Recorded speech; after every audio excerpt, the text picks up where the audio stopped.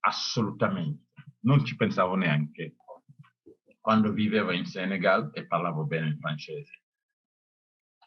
È la condizione di immigrati che mi ha spinto a scrivere in lingua italiana. Recentemente ho tradotto il primo, sono tornato nella mia lingua madre, traducendo per l'Istituto di Cultura di Lingua Italiana il primo canto dell'Inferno di Dante Alighieri.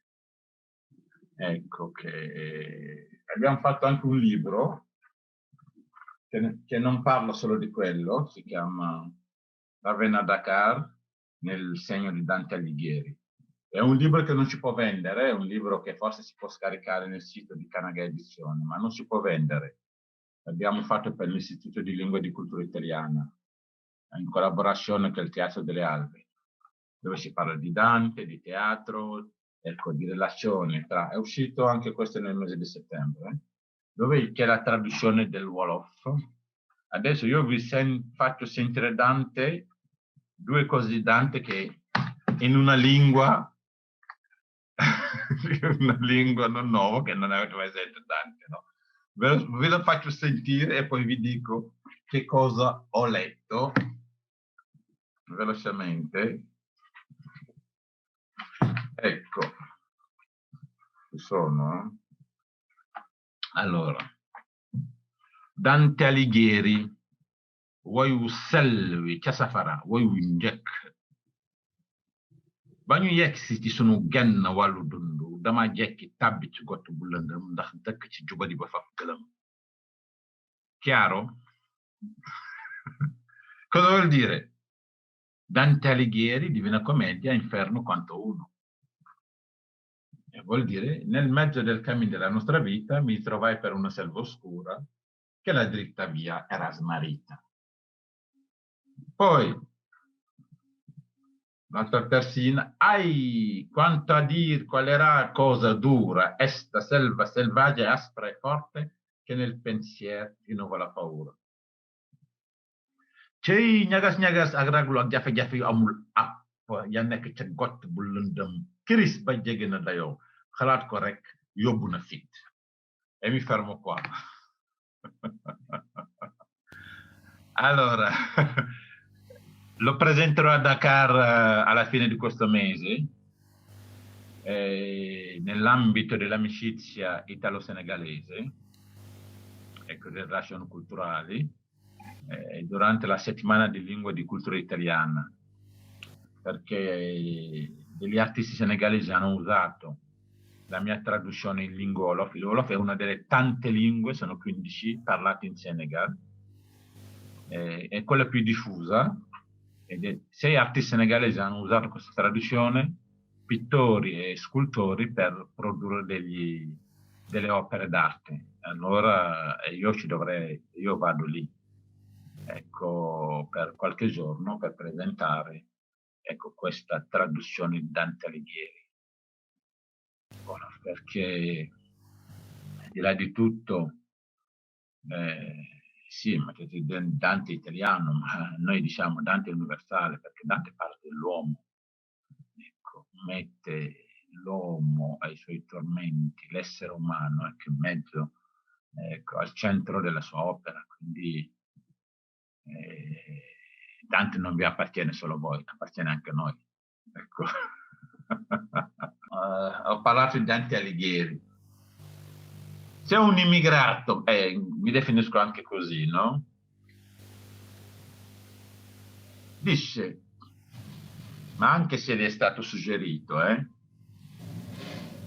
traduco Dante Alighieri nella mia lingua madre, riporto Dante Alighieri nella mia lingua madre, no? Poi è completamente pazzo, perché già leggere Dante Alighieri in volgare, mettersi a leggere l'Inferno in volgare, Dante Alighieri, no? Con tutte le interpretazioni, annotazioni, no? A volte anche contraddittorio, no? È molto difficile leggere Dante Alighieri, no? Se uno dice, bene, sono arrivato a un punto tale invece di raccontare solo l'Africa, il Senegal, l'immigrazione, no? Le cose subite, il poliziotto cattivo, il razzismo, denunciare, perché facciamo anche quello, faccio il contrario, prendo il sommo poeta, questa volta prendo da qui e lo porto lì, perché storicamente non è mai stato fatto. Dante sarà tradotto in arabo, in Africa in arabo. L'arabo non è solo una lingua africana, anche una lingua del Medio Oriente. Una lingua africana è stata tradotta una volta in Swahili, nell'Africa dell'Est. Anche l'arabo è una lingua africana, ma è transcontinentale, una lingua africana non transcontinentale, la seconda volta. Sì, anche in Afrikaans, una lingua che arriva dall'Olanda, nel Sudafrica.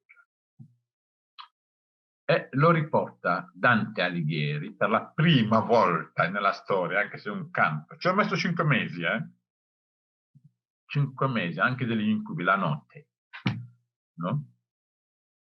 Mi alzavo la notte, urlavo mentre facevo la traduzione. Mia moglie mi disse cosa c'è. E non era neanche ancora entrato nell'inferno, perché il primo canto non è ancora nell'inferno, no? Allora, vuol dire restituire. Uno scrittore che restituisce quello che ha ricevuto, grazie alla lingua italiana. Questa è una delle motivazioni. Tanti noi scrittori giriamo il mondo, che usiamo la scrittura, la lingua italiana. Io sono ricevuto alla New York University, prima parlavo di Oxford, e io non sono un docente universitario. A Yale, l'università più prestigiosa, l'università di Harvard mi ha appena chiesto di scrivere un racconto e io l'ho mandato. In quale lingua? Nella lingua italiana, non nella lingua francese, non nel Wolof di cui parlo qua, ma nella lingua italiana. Quindi Pape Kouma, e io non sono l'unico, Pape Kouma gira il mondo, fino in Argentina, a Buenos Aires, fino a Córdoba, fino a Mendoza. Pape Kouma va in Guinea Conakry. Pape Kouma fra una settimana, 10 giorni sarà a Dakar. Perché? Grazie alla lingua italiana.